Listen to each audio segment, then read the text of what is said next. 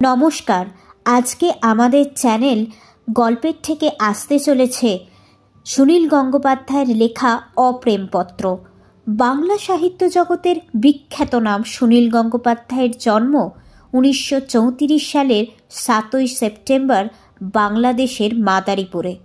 একাধারে তিনি যেমন আমাদের উপহার দিয়েছেন বিভিন্ন উপন্যাস, কবিতা এবং ছোট গল্প, তেমনি অন্যদিকে করেছেন সাংবাদিকতা।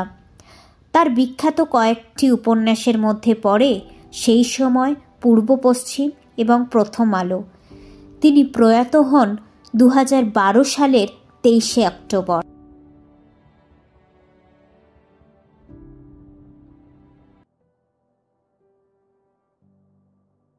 পার্টি জমে উঠেছে দুপুরবেলাতেই। ছোট্ট অ্যাপার্টমেন্টে প্রায় 12-14 জন মানুষ। রান্নাঘরের ভার নিয়েছে পুরুষেরাই। বিদেশে এসে সব পুরুষই বেশ রান্না শিখে যায়। মন্টু দারুণ বিরিয়ানি রান্না করে। বন্ধুবান্ধবদের মধ্যে যে কোনো বাড়িতেই খাওয়া দাওয়ার ব্যাপার হলেই মন্টুর ডাক পড়ে। এমনই রান্নার নেশা মন্টুর যে সে সময় তার স্ত্রী নীলাকেও রান্নাঘরে ঢুকতে দেয় না। আজিজ নিপুরা মাছ কুটেছে, তরকারি কাটছে। প্রত্যেকেরই হাতে বিয়ারের টিন কিংবা সিগারেট। মেয়েরা সেজেগুজে বসবার ঘরে বসে প্রাণ খুলে শাড়ি, গয়না, কে নতুন গাড়ি কিনলো, কে ছুটিতে দেশে যাবে, এই আলোচনা চালাচ্ছে। আজ রান্নায় হাত লাগাতে হবে না বলে তারা খুশি। এই পার্টির মধ্যমণি একটি 6 মাসের শিশু। সে শুয়ে আছে একটা লাল মকমল বিছানো দোলনায়। খুব সুন্দর করে সাজানো হয়েছে তাকে। মাথায় একটা পালকের মুকুট। কেউ আদর করতে এলেই সে ফোকলা দাঁতে খটখট করে হাসছে। ভালো নাম এখনো রাখা হয়নি, ওর ডাকনাম বাবু। মালা আর ফিরোজ কাউকে উপহার আনতে বারণ করেছিল। আজ তাদের ছেলের জন্মদিন নয়, কোনো উপলক্ষ নেই, এমনি ছুটির দিনে হইচই। মালা সদ্য তার বাচ্চাকে নিয়ে ঢাকা থেকে এসেছে। বন্ধুবান্ধবরা এই প্রথম ফিরোজের সন্তানের মুখ দেখবে, উপহার আনবে না? অনেক রকম বেলুন আর খেলনায় ঘরের একটা কোণ ভরে আছে। ফিরোজ একটাবার কাউন্টার খুলে ফেলেছে। কাউকে বিয়ার, কাউকে ভডকা দিচ্ছে গ্লাসে গ্লাসে। মেয়েরা এসব খেতে চায় না। ফিরোজ খুব চেষ্টা করেছে তার ঘনিষ্ঠ বন্ধু ফারুকের স্ত্রী পাখিকে ওয়াইন খাওয়াতে। মুখের সামনে গ্লাস নিয়ে বললে, অন্তত একটা চুমুক দাও। আমি তোমাকে আগে ওয়াইন খেতে দেখেছি প্রফেসর লোহারের বাসায়। এই সময় টেলিফোন বেজে উঠল। ফারুক দাঁড়িয়ে আছে টেলিফোনের কাছে। সে তুলে বলল, হ্যালো, গুটেন মর্গেন। কথা বলতে বলতে ফারুকের ভুরু কুঁচকে গেল। ওপাশের কথা শোনা যাচ্ছে না। সবাই একদৃষ্টিতে তাকিয়ে আছে। ফারুক মাউথপিস চাপা দিয়ে ফিসফিস করে বলল, রোজা। কয়েক মুহূর্তের জন্য অস্বস্তিকর নীরবতা। বাচ্চার দোলনার কাছ থেকে মালা তীক্ষ্ণ কণ্ঠে বলল, কি চায় সে? ফারুক বলল, ফিরোজের সাথে কথা বলতে চায়। স্ত্রীর অনুমতির অপেক্ষা না করেই ফিরোজ এগিয়ে গিয়ে ফোনটা ধরল। প্রথমে একটুক্ষণ জার্মান ভাষায় কথা বলে তারপর শুরু করলো বাংলায়। হ্যাঁ, আসতে পারো, অবশ্যই, এখনই চলে এসো। তোমার স্বামী সঙ্গে আছে, তাকেও নিয়ে এসো, কোনো অসুবিধে নেই। He is most welcome. আমার এই নতুন বাসার ডিরেকশন বলে দিচ্ছি। হপে নামবে, সেখান থেকে কাইজার স্ট্রিটের কর্নারে 11 নম্বর ট্রাম। ও গাড়িতে আসবে? তাহলে। ফোন রেখে দিয়ে ফিরোজ বলল, রোজা আর তার হাজব্যান্ড আমাদের ছেলেকে দেখতে আসছে। আমাদের অফিসে কাজ করে লুডউইগ, তার কাছ থেকেই শুনেছে। মালা বলল, তুমি তাকে আসতে বললে? কেন আসবে? ফিরোজ মালার কাঁধ ছুঁয়ে বলল, ওটাই দেশের ভদ্রতা, উতলা হয়েও না। আমরাও ভদ্রতা করব। দেখো, ওরা বেশিক্ষণ থাকবে না। মালা তবু ভুরু কোচকে রইল। বাচ্চার দিকে মুখ ঝুঁকিয়ে বলল, নজর দিতে আসছে। ফিরোজ হো হো করে হেসে উঠল। বারান্দার কাছে দাঁড়িয়ে আছে আহবাব আর ডালিম। ডালিম সদ্য এসেছে দেশ থেকে। সে ফ্রাঙ্কফুর্ট শহরটাই এখনো ভালো করে চেনে না। সে ফিসফিস করে জিজ্ঞেস করল, ওই রোজা কে? আহবাব বলল, রোজা আগে ফিরোজের স্ত্রী ছিল। 8 বছর পর ডিভোর্স হয়ে গেছে। মালার সঙ্গে ফিরোজের বিয়ে হয়েছে মাত্র 2 বছর আগে। ডালিমও পাখি একবার অন্য কথার মধ্যে বলে উঠল, রোজা আসতে চায় আসুক, সে আবার স্বামীকে নিয়ে আসছে কেন? ওর স্বামী তো জার্মান, তার সামনে বাংলায় কথা বলা যাবে না। 8 বছরের বিবাহিত জীবনে রোজা বেশ ভালো বাংলা শিখে নিয়েছিল। উচ্চারণে গণ্ডগোল থাকলেও সাবলীলভাবে কথা বলে যেত বাংলায়। রোজার সেই বাংলা জ্ঞান আর কোনো কাজে লাগবে না। একটু বাদে বেল বাজতেই সবাই সচকিত হয়ে উঠল। এর মধ্যেই চলে এলো। দরজা খোলার পর দেখা গেল অন্য অতিথি, অনিল আর বাদল। ওরা কলকাতা থেকে বুক ফেয়ারে যোগ দিতে এসেছে। এখানে ফারুকের আমন্ত্রিত। দুজনের হাতে তুলে দেওয়া হলো ভডকার গ্লাস। বাদল বলল, চমৎকার বিরিয়ানি রান্নার গন্ধ বেরিয়েছে। পাশের ঘর থেকে মন্টু চেঁচিয়ে বলল, আর 20 মিনিটের মধ্যে সব রেডি হয়ে যাবে, তারপর লাঞ্চ সার্ভ করা হবে। অনিলকে দেখে মালা কিছুক্ষণের জন্য রোজার কথা ভুলে গেল। ঢাকায় থাকতে এই লেখকের অনেক বই সে পড়েছে, এর কবিতা আবৃত্তি করেছে। সেই লেখক জলজ্যান্তভাবে তার ঘরে উপস্থিত। দেখলে মনে হয় সাধারণ একটা মানুষ, লেখক বলে বোঝাই যায় না।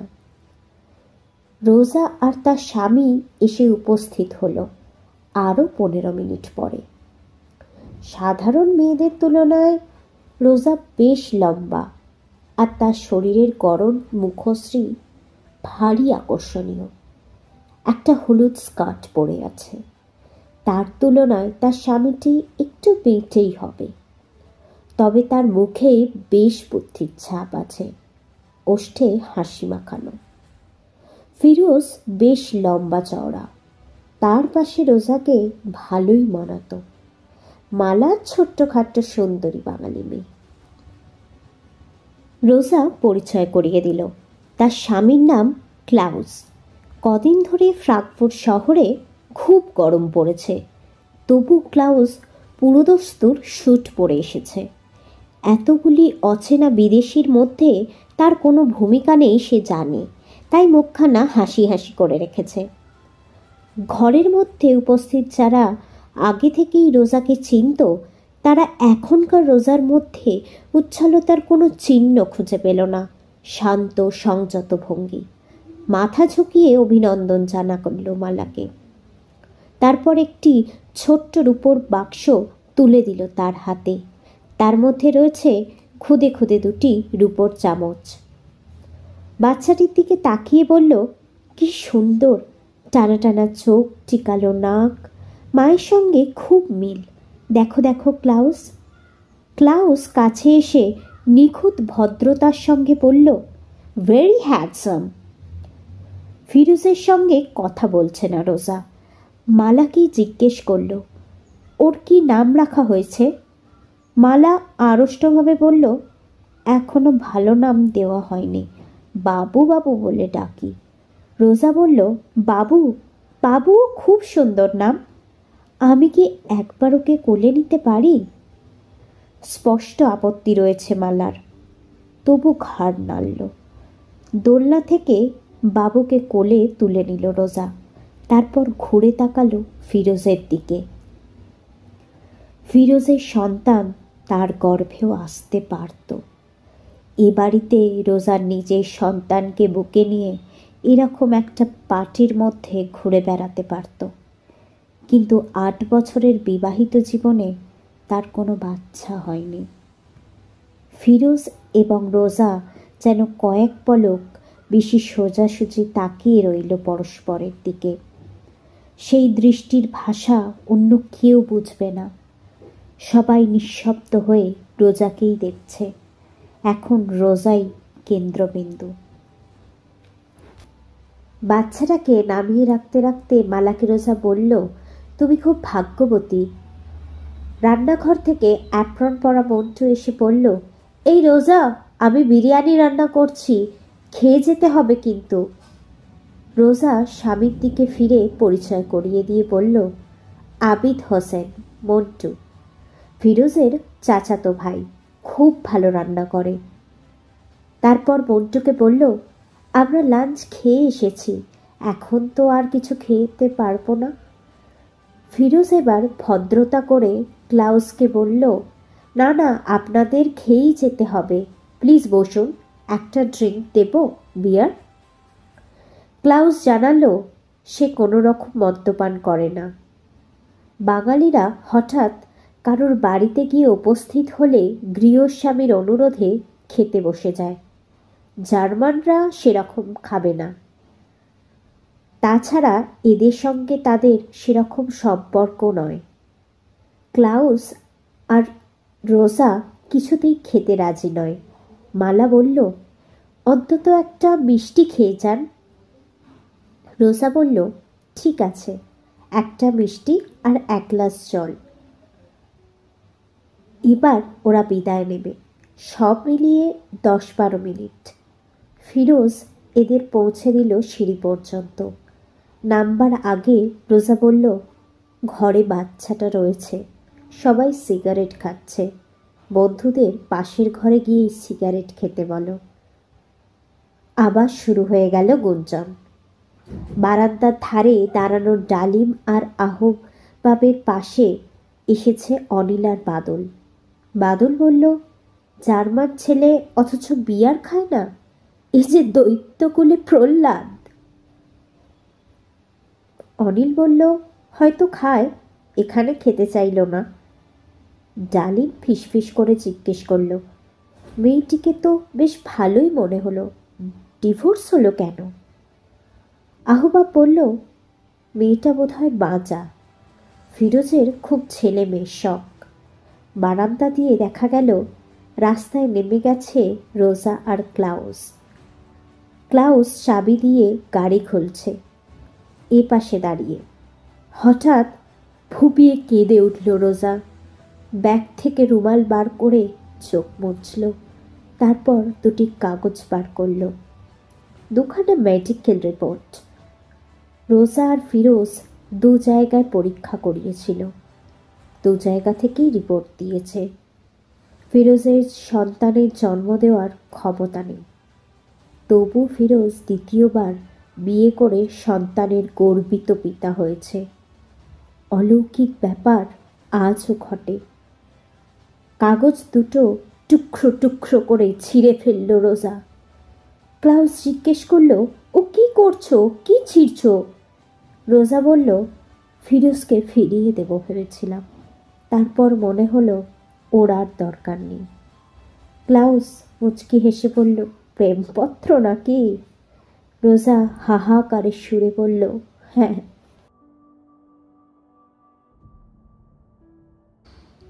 শেষ হলো আজকের গল্প অপ্রেমপত্র। গল্প পাঠে এবং গল্পের সূত্রধার আমি সৃজিতা, এবং সাউন্ড এফেক্ট এবং পোস্টার ডিজাইনিংয়ে কুন্তল। যদি এরম গল্প আরও শুনতে চান তাহলে অবশ্যই লাইক, শেয়ার এবং সাবস্ক্রাইব করতে ভুলবেন না। ধন্যবাদ।